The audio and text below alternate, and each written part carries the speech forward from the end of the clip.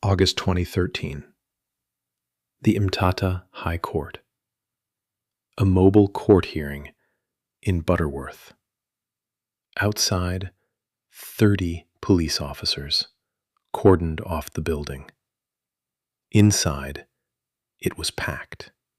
Families of the victims, activists, journalists, and villagers who had traveled 100 kilometers just to see his face. He was led into the courtroom, a thin man in a khaki jacket with a blue hood. He didn't look at the courtroom.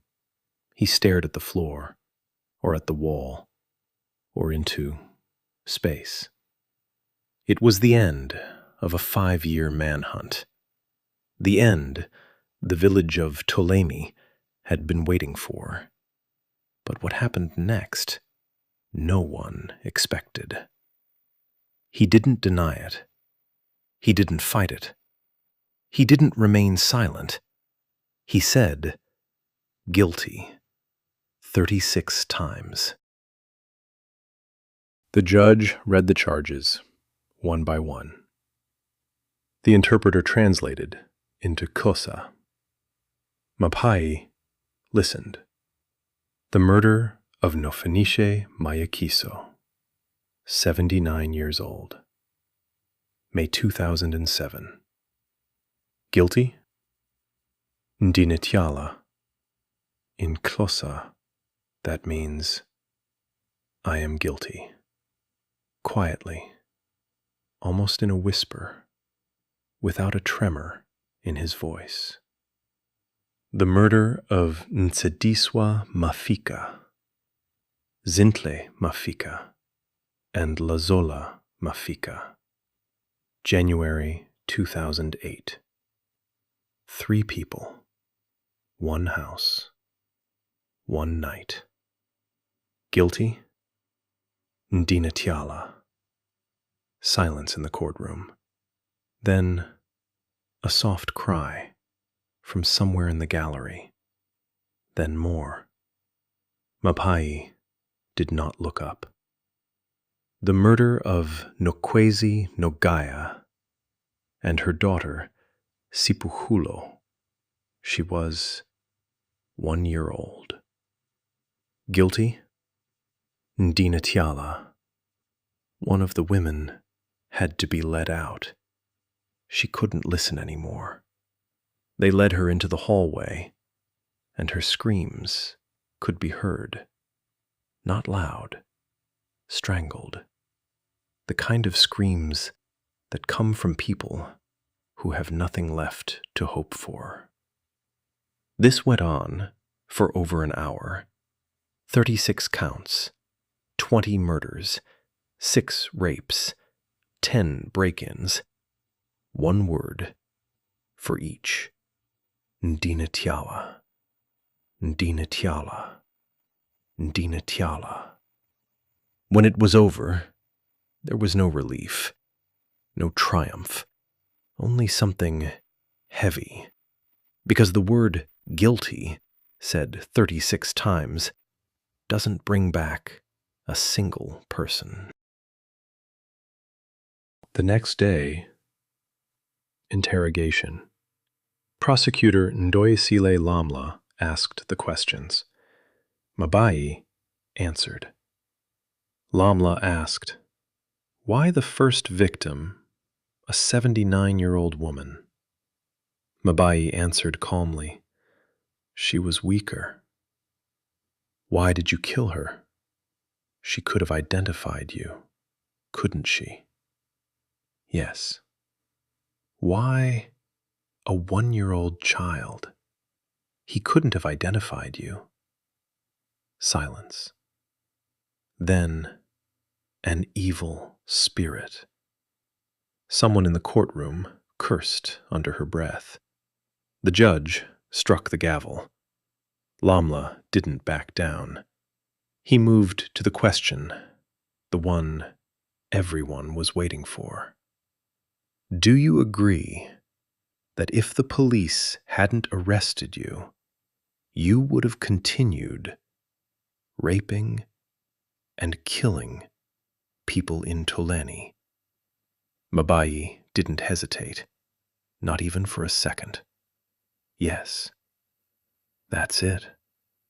No explanation, no remorse, just yes.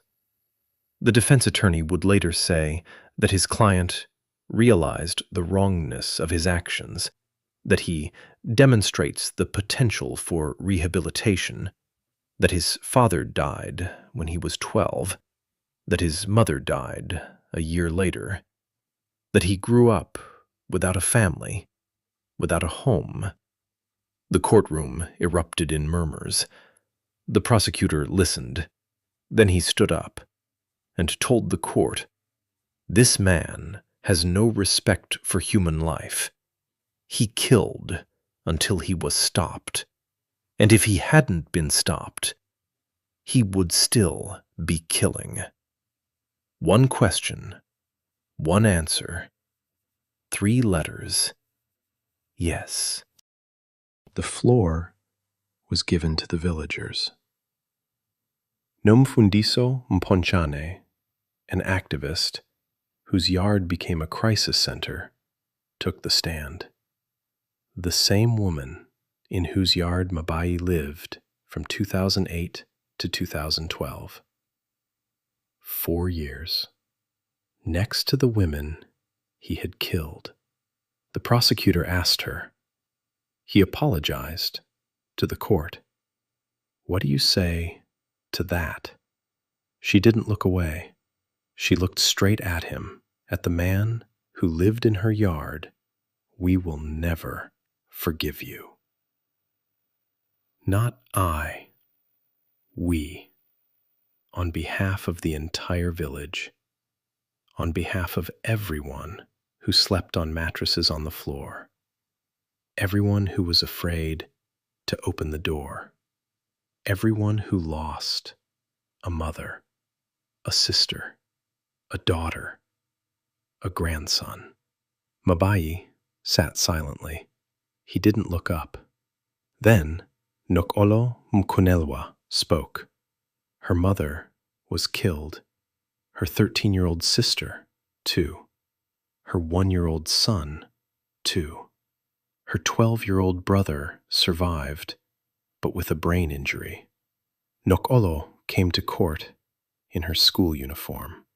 When Mabayi confessed to her mother's murder, she had to be led out. She cried so much she couldn't stand. Then she came back. She sat down and listened to the end. After the trial, reporters asked her, "How are you? Life without my mother and son is still very difficult, but I'll be fine. 17 years old, school uniform. I'll be fine." September 1st, 2013. Sentencing Day. Judge Nolutando Konjwa read the verdict for over an hour. She listed the evidence, read the autopsy reports, described the injuries.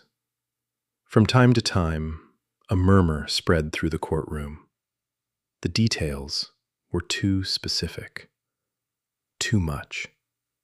The judge did not stop. Then she addressed him directly. "You are clearly not the kind of person society needs." The Tolani community lived in fear because a predator lived among them. According to the social worker, you still do not grasp the scale of what you did. You admitted that if you had not been caught, you would have continued. Then, the sentence. 25 life sentences. 20 for murder. 5 for rape. To be served concurrently. Formally, 625 years. The courtroom erupted. People stood up, shouted, cried. A government official chanted, 25 life sentences. Forward! Mapai stood still, staring at the wall. Detective Kanice laughed, the same tired laugh of a man who hadn't slept for 2 years. And in the village of Tulane, the women learned the news by phone. Some simply sat down on the ground in their yards and cried. When it was all over, the village was never the same. The abandoned houses still stand, empty. No one returned. There was no one to return to.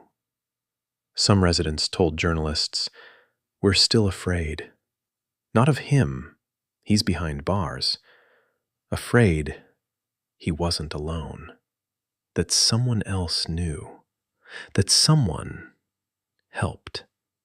Because in court, every time he answered, he said, 'we,' not 'I.' We. Who he meant, no one ever found out." Notrolo Mkunelwa said something I want to leave you with, not because it's the most powerful line, but because it's the most honest. This won't ease the pain, but at least I know the killer is in prison. Not justice, not healing, not answers, just knowledge. Simply this: he's behind bars. Sometimes that's all that's left. If you watched all 3 parts to the end, thank you. This was the story of the village of Tulane, a place you won't see in the news, a story about how fear can live right next to you, in someone you know by name, and how long silence can last before someone finally speaks. Subscribe if you want more stories like this. The next one is no less terrifying.